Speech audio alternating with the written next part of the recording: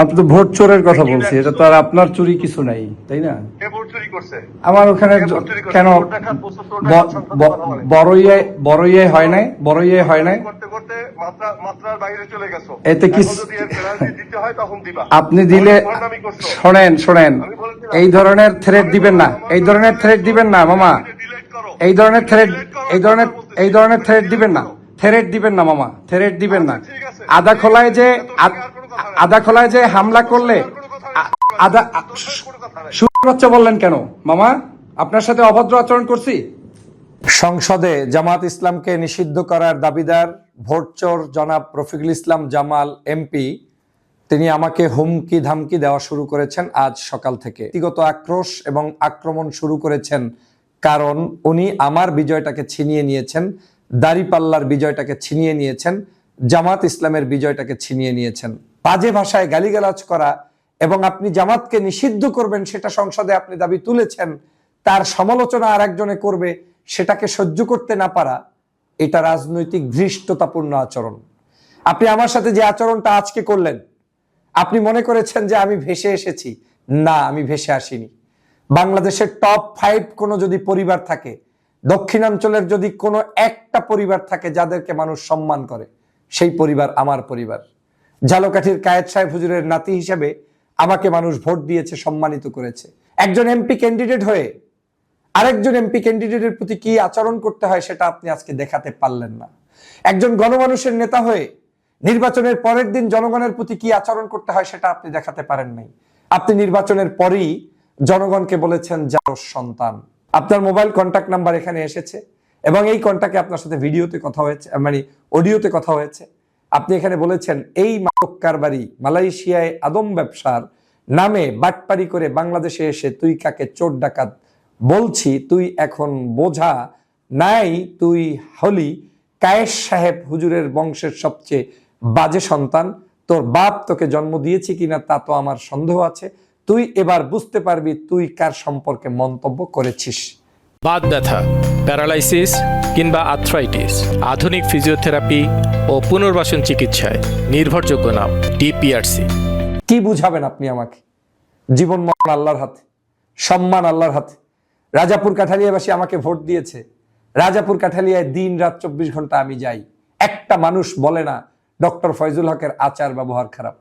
আপনি আমাকে কি হুমকি দিচ্ছেন? আপনি আমাকে যখন কথা হয় ফোনে আজকে, আপনি আমাকে থ্রেট করছেন যে পেনাল্টি দিতে হবে। আপনি আমাকে শুয়োরের বাচ্চা বলে গালি দিয়েছেন। বাংলাদেশে যদি আমার পরিবারের, আমি যদি আমার আইডেন্টিটি থাকার পরে এদেশের ঐতিহ্যবাহী পরিবার কায়েদ সাহেব হুজুরের নাতি, আমি শুধু জামাতের এমপি ইলেকশন করার কারণে আমার পাত, মানে আমার সামনে বাড়া খাবারটা টেনে নিয়ে আপনি এমপি হওয়ার কারণে আপনি শ্রদ্ধাবোধের জায়গাটা নষ্ট করে আমাকে গালি দিচ্ছেন আর বলছেন আমি শুয়োরের বাচ্চা। এই কথা আপনি বলতে পারেন ফোনে? আপনি আমাকে বলতে পারেন যে আপনি দেখিয়ে দিবেন, আমাকে পেনাল্টি গুনতে হবে। আমি কাকে ভয় পেয়ে কথা বলেছি? আমাকে মানুষ ভালোবাসে ফেসিবাদের বিরুদ্ধে যখন লড়াই করেছি, সংগ্রাম করেছি ট্রুথ ইনফরমেশনের কারণে। আজ শুধু জামাত করার কারণে আপনি আমাকে শুয়োরের বাচ্চা বলতে পারলেন।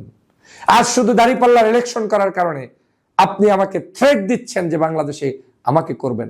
যেখানে শহীদ রাষ্ট্রপতি জিয়া রহমানের পরিবারের সন্তান জনাব তারেক রহমান, জামাত ইসলামের আমির ডাক্তার শফিকুর রহমানের মধ্যে একটা সৌহার্দ্যপূর্ণ আচার ব্যবহার চলছে, দেশটাকে গঠন করার জন্য সামনের দিকে আমরা এগিয়ে যেতে চাই, সেই জায়গায় আপনি সংসদে দাঁড়িয়ে বলছেন জামাত ইসলামকে নিষিদ্ধ করতে হবে।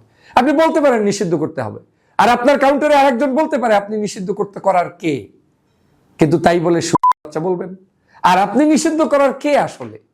জামাত ইসলামের আন্দোলনের মধ্য দিয়েই তো বাংলাদেশে আজকের জুলাই বিপ্লব সংগঠিত হয়েছে। আজকে আমাদের মাননীয় প্রধানমন্ত্রী হতে পেরেছেন, বিরোধী দলীয় নেতা হতে পেরেছেন।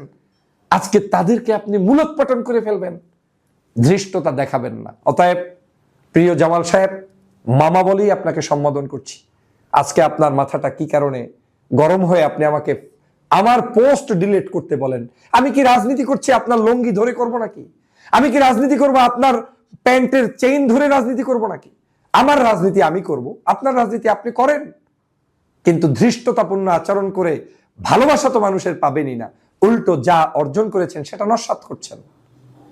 হার্মফুল কোন সিচুয়েশন সৃষ্টি করে আপনি কিছুই করতে পারবেন না।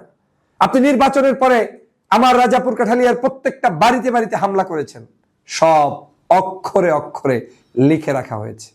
মনে করেছেন একজনকে মাইর দিয়ে বাড়ি ভাঙচুর করে চুরি করে ডাকাতি করে আপনি সুন্দরবনে চলে যাবেন?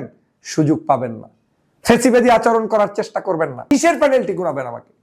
আমি এই স্বাধীন বাংলাদেশের নাগরিক, আমি আমার ব্যবসা বাণিজ্য রাজনীতি স্বাধীনভাবে করব। রাজাপুর কাঠালিয়ার এমন কোন শক্তি আছে যে আপনি সেটা বন্ধ করে দিতে পারবেন? আপনি বাংলাদেশের কে আছে? আমার মতো ত্যাগী ফেসিবাদের আমলে আপনি দেখেন নাই?